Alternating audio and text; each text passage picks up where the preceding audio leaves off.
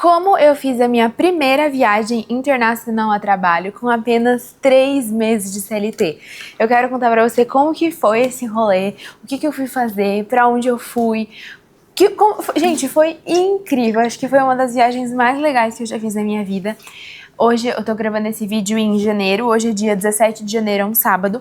Até hoje eu já fiz 3 viagens internacionais a trabalho e essa eu vou contar da primeira. Foi muito legal, foi muito especial pra mim. E existem alguns pontos que são extremamente importantes de serem aqui pontuados, porque são coisas extremamente relevantes. Eu tenho um vídeo aqui no YouTube já contando pra você como eu me tornei líder com 24 anos, e aí nesse vídeo eu explico pra você o passo a passo, desde o momento que eu entrei como estagiária, quais foram as coisas que eu fiz, mas principalmente, além de você ter, né, a capacidade técnica, a hard skill, né, de, tipo, sei lá, falar algum inglês, ter algum conhecimento específico, a questão de comportamento, que são as soft skills, que eu também já fiz um vídeo aqui no canal falando sobre isso, de quais são as soft skills que eu acho que me ajudaram a chegar nesse cargo. Tem uma coisa que é extremamente importante, você tem que deixar muito claro pro seu líder qual é o seu objetivo, o que você quer. E por que eu tô te falando isso? É uma mistura de duas coisas, de estar pronto e de deixar claro pra, no momento que a oportunidade aparecer, da mesma forma que aparecer pra mim, amor, é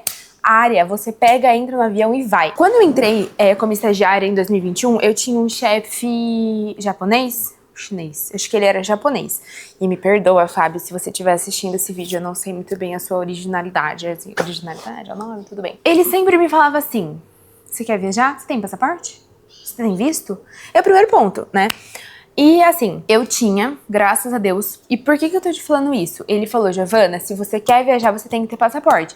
Se você quer viajar, você tem que ter passaporte. E é óbvio, porque quando aparece uma oportunidade, pelo menos falando de pessoas que estão aqui ao meu redor e falando sobre a minha realidade, a oportunidade é pra daqui a um mês.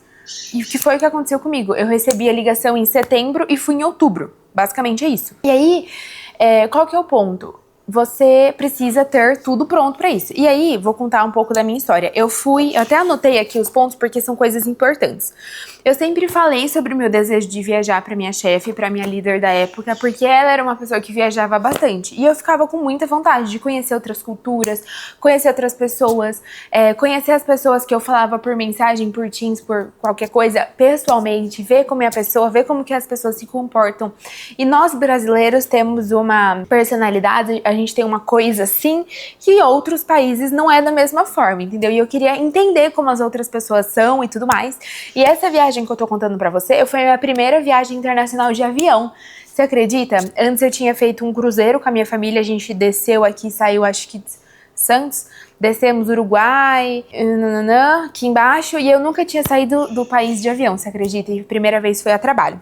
Eu já estava minimamente preparada para fazer essa viagem, então eu tinha o passaporte, eu tinha o visto, e eu também já falava espanhol. A minha primeira viagem internacional foi para o México, foi muito legal. E aí, a cronologia das coisas, né? Como as coisas aconteceram. Eu apresentei meu TCC em agosto. Eu sou engenheira de alimentos pela UFSCar, eu nunca trabalhei na área, eu já era estagiária há 2 anos. A minha chefe me ligou em setembro e assim, eu lembro como se fosse hoje. E eu escolhi gravar esse vídeo aqui porque ela me ligou, eu sentei exatamente nessa cadeira que tá na minha frente. Eu tava assim, de boa, e assim, eu era estagiária, eu já tinha sido efetivada, né, na verdade. E assim, a minha chefe tinha meu WhatsApp, só que assim, a gente só conversava pelo WhatsApp temas extremamente urgentes. Nosso canal de comunicação oficial era o Teams.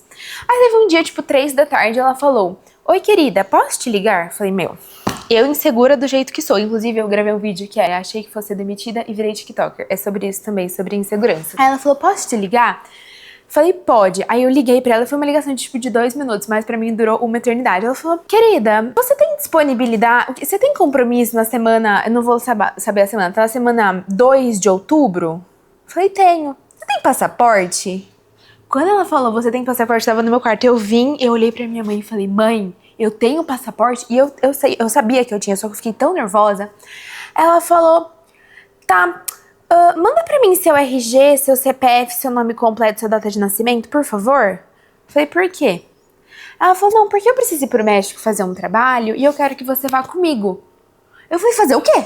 O que eu posso aportar? E aí, só pra você entender um contexto, né? Por que eu fui? O que eu fui fazer lá? A área que eu trabalhava de excelência, comercial, operacional e tudo mais, eu trabalho dentro da área de vendas, né, comercial, e aí a gente é responsável por entender os processos e se tiver algum problema, alguma coisa assim, a gente sugere melhorias.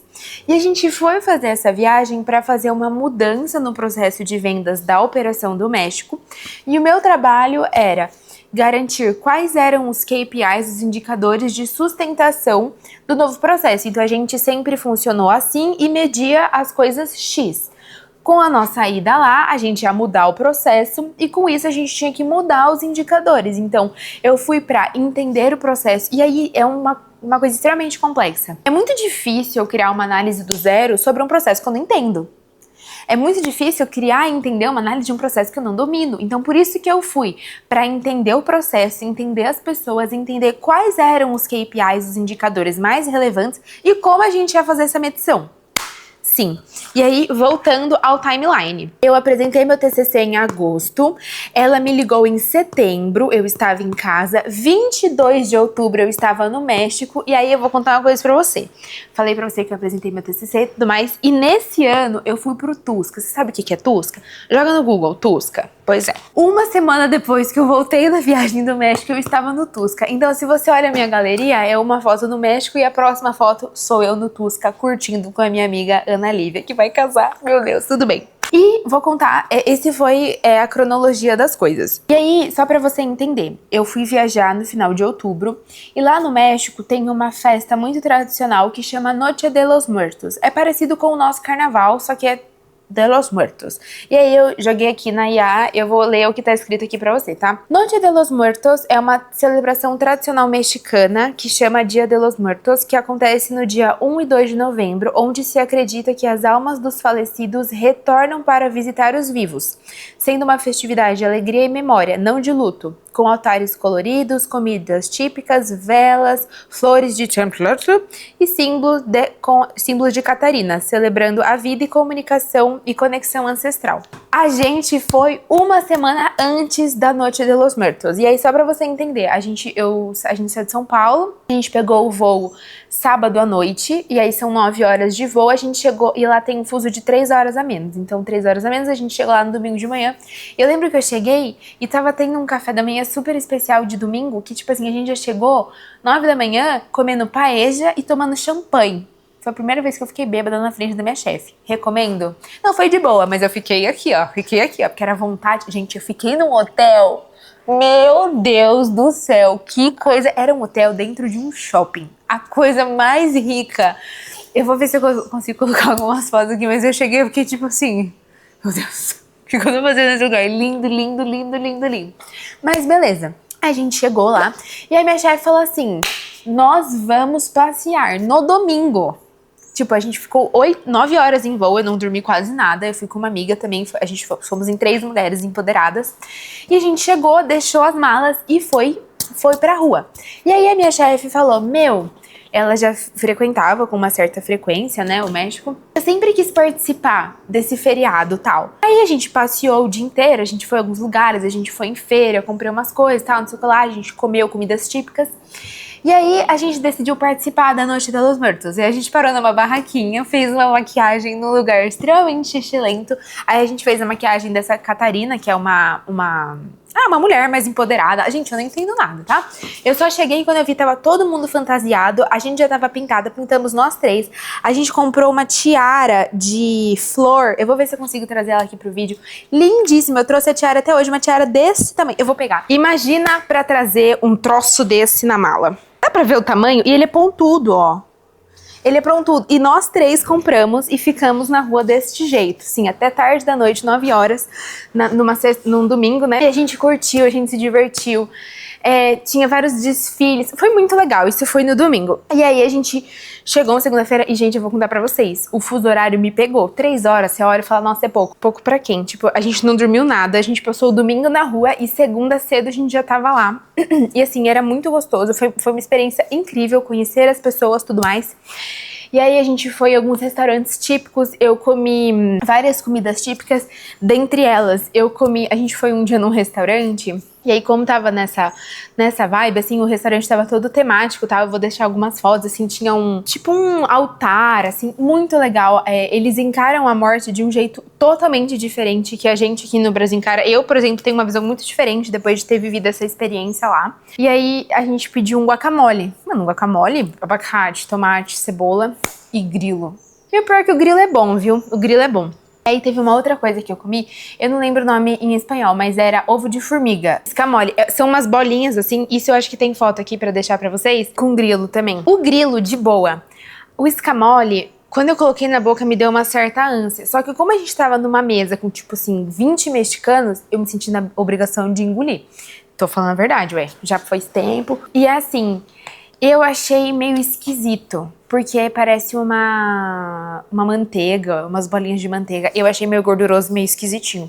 E foi muito legal porque, assim, eles foram bem receptivos com a gente. E, assim, pra eu ir pra essa viagem, teve um ponto muito importante que, além de me preparar, né, tecnicamente, falar espanhol, conhecer o Power BI e tudo mais, que, como eu falo pra vocês, Power BI mudou a minha vida. Sem Power BI eu não teria essa coroa na minha cabeça agora. Eu estudei muito sobre como entender um processo sem julgar. Porque, assim, a gente tava indo porque o processo tava funcionando.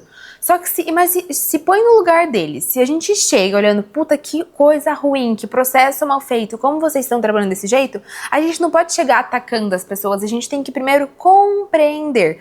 Então a gente gastou, sei lá, o primeiro dia pra entender o processo atual, fora todo o pre-work que a gente já tinha feito com a equipe antes de chegar lá pra ter uma semana bem produtiva.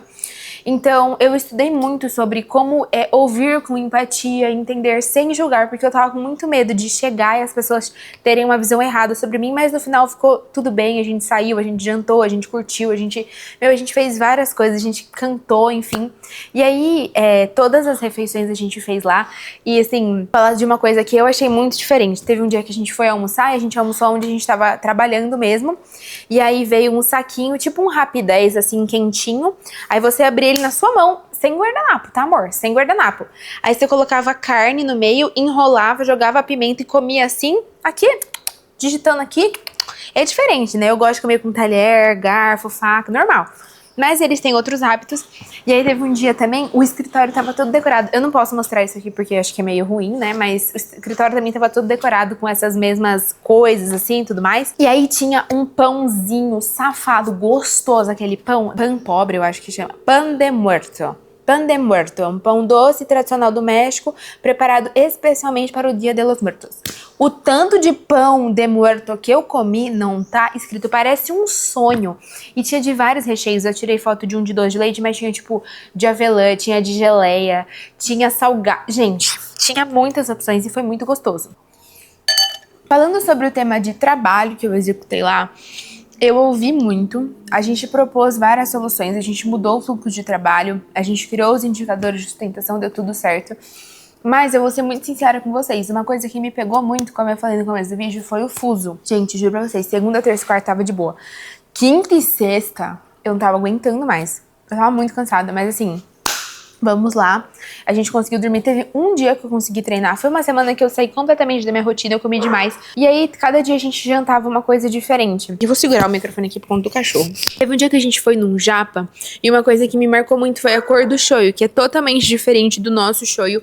E as peças lá não tem fritura, não tem cream cheese, é totalmente diferente. E aquele restaurante era bem tradicional. Então, foi uma experiência bem legal, bem completa. O pessoal foi super receptivo. E definitivamente foi um marco pra mim foi um momento de eu conseguir meio que colher os frutos que eu plantei ao longo dos anos. Então, toda a preparação técnica, toda a preparação de idioma, todas as vezes que eu senti medo na hora de apresentar um projeto, todas as vezes que eu me senti insegura em alguma reunião, todas as vezes que eu achei que eu não fosse capaz, foi uma baita de uma viagem, foi uma experiência muito legal.